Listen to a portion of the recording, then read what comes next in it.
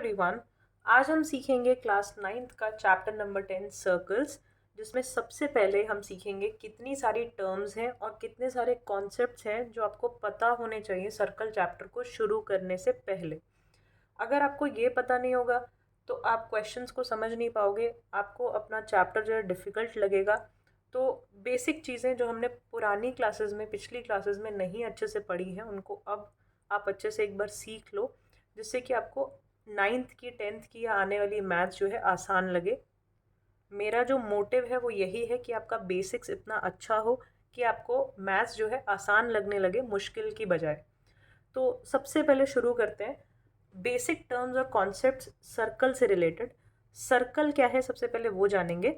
Circle एक ऐसी figure है, एक ऐसी शेप है जो मैं एक पॉइंट से इक्वल डिस्टेंस पे, मान लो कि ये एक पॉइंट है ओ, इस पॉइंट से इक्वल डिस्टेंस पे मैं एक लाइन ड्रॉ कर दूँ। हर बार इक्वल डिस्टेंस पे मैंने एक लाइन ऐसे ड्रॉ कर दी, इस पॉइंट से हर बार दूरी सेम है।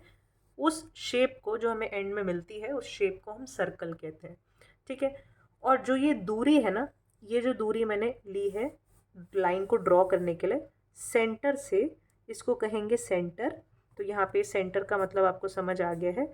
सेंटर मतलब जहाँ से आपने सर्कल बनाने को स्टार्ट किया है और उससे जो दूरी ली है, जितनी दूर आपने सेंटर से लाइन ड्रॉ की है, उस दूरी को कहेंगे रेडियस। तो यहाँ पे आपको रेडियस भी समझ आ गया है। सेंटर से यहाँ तक की दूरी, इसको कहते हैं रेडियस। और एक साइड से दूसरी साइड तक पूरा सर्कल कितना चौड़ा है, सेंटर से होते हुए अगर हम मेजर करें सर्कल की चौड़ाई, तो इस लाइन को हम कहते हैं डायामीटर। ठीक है। तो सेंटर से पास होते हुए एक साइड से दूसरी साइड सर्कल की जो लेंथ होती है उसको कहते हैं डायामीटर।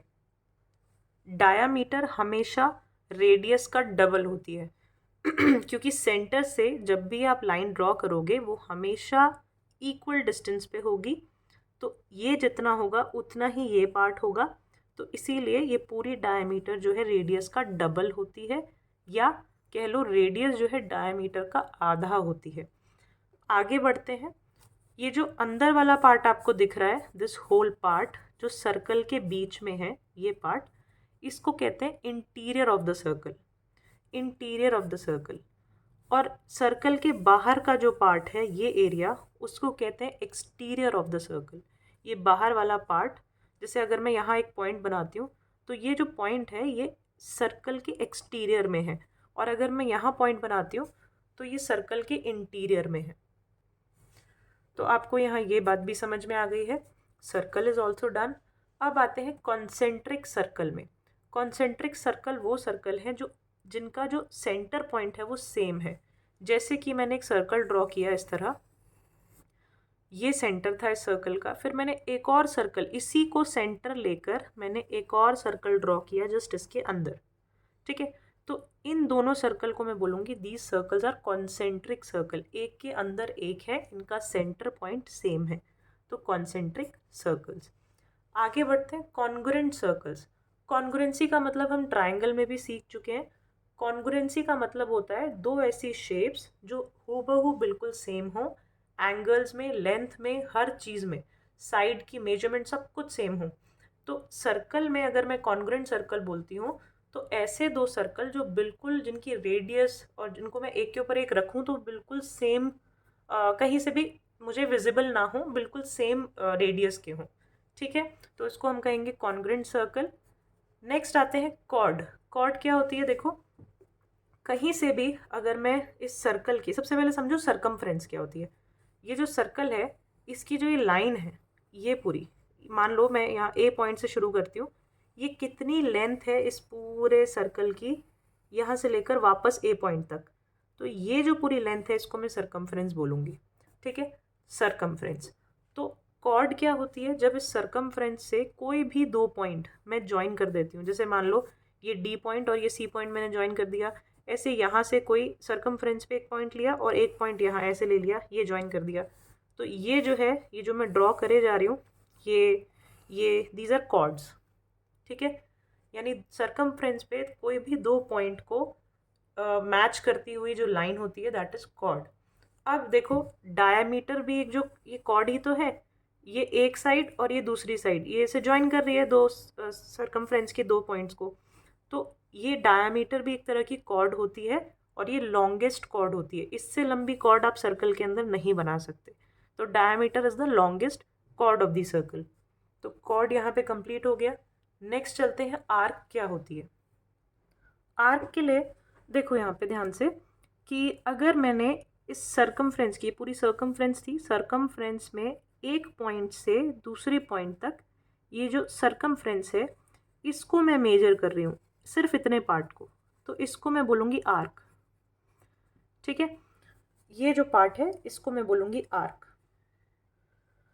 अब आगे देखते हैं सेमी सर्कल क्या होता है। सेमी मतलब होता है हाफ। तो कभी भी जब आप पूरा सर्कल ड्रॉ करोगे और उसको आधे में डिवाइड करते हो तो ये जो आधा पार्ट है इसको हम सेमी सर्कल कहते हैं, चाहे ये वाला पार्ट हो चाहे ये वाला पार्ट हो। Half circle is called semi circle.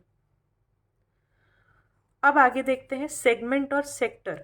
बच्चे यहाँ पे बहुत कंफ्यूज होते हैं, तो ध्यान से सुनना सेगमेंट और सेक्टर में क्या अंतर है। तो इसको समझाने के लिए मैं एक सर्कल फिर से ड्रॉ करती हूँ। ये आपका सर्कल है, इसमें सबसे पहले बात करते हैं सेगमेंट की। सेगमेंट का मतलब है मैंने कोई कॉर्ड बनाया, कोई भी कॉर्ड, ऐसे ये ए और बी कॉर्ड बनाया। इस कॉर्ड में ये जो पार्ट, दो हिस्से हो गए सर्कल के, एक ये वाला पार्ट हो गया, एक ये वाला पार्ट हो गया। ठीक है, तो ये जो छोटा वाला पार्ट है ना, ये हिस्सा, इसको मैं बोलूँगी सेगमेंट। सेगमेंट। और कौन सा सेगमेंट छोटा है तो मैं बोलूँगी माइनर सेगमेंट। और ये जो बड़ा वाला पार्ट है, ये पार्ट, इसको मैं बोलूँगी मेजर सेगमेंट। Major segment. तो माइनर सेगमेंट, मेजर सेगमेंट किससे डिवाइड होता है? कॉर्ड से डिवाइड होता है। एक कॉर्ड इसको डिवाइड कर देती है। ठीक है, अब वो कॉर्ड यहाँ से भी हो सकती है, ऐसे भी हो सकती है, ऐसे भी हो सकती है। तो ये छोटा वाला मेजर, ये वाला पार्ट माइनर हो जाएगा, ये बड़ा वाला पार्ट मेजर हो जाएगा। ठीक है, अब देखते हैं सेक्टर क्या होता है। तो सेक्टर के लिए एक और सर्कल बनाते हैं। ये रहा सेंटर। सेक्टर को समझाने के लिए हमेशा याद रखना कि दो रेडियस से सेक्टर हमेशा डिवाइड होगा। जैसे ये सेंटर है, सर्कल का सेंटर, वहाँ से आप दो रेडियस कहीं पे भी बना दो, तो ये जो पार्ट हिस्सा है ना, जैसे आप पिज़्ज़ा को काटते हो, डिवाइड करते हो, तो जो शेप बनती है ये आपका सेक्टर है। This is called sector. और ये छोटा वाला पार्ट है तो उसको मैं बोलूँगी माइनर सेक्टर। और इसका ऑपोजिट जो ये वाला पार्ट है, बड़ा वाला, ये वाला पार्ट, इसको मैं बोलूँगी मेजर सेक्टर। तो हमेशा याद रखना सेगमेंट सेंटर पॉइंट से नहीं गुजर रही है। जब भी मैं सेगमेंट बना रही हूँ तो सेंटर से नहीं जा रहा है वो।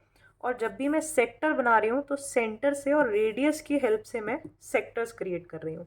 ठीक है, दोनों में अंतर है। आई होप आपको ये बेसिक चीज़ें समझ आई होंगी। इसके बाद हम नेक्स्ट वीडियो में इससे रिलेटेड कुछ थ्योरम सीखेंगे और क्वेश्चंस ट्राई करेंगे।